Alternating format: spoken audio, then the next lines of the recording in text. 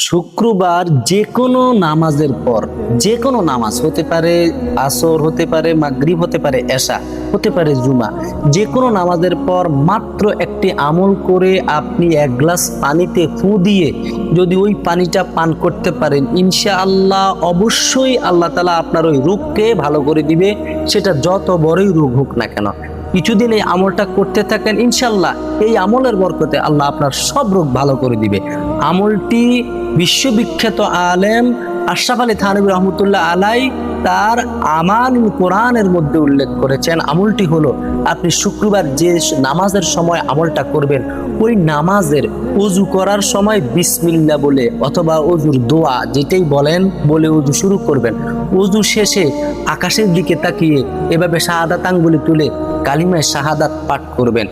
এরপরে নামাজ আদায় করবেন। নামাজ আদায় শেষে আপনি ওই নামাজের মুসলায় বসে 11 বার দুরূদ শরীফ পড়বেন, 11 বার ইস্তেগফার করবেন, 41 বার আলহামদুলিল্লাহ সূরা ফাতিহাটা পড়বেন।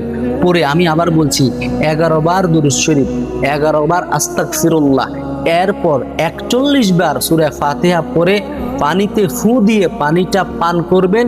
কিছুদিন এই আমল করতে থাকলে আল্লাহ আপনার সব রোগ ভালো করে দিবে।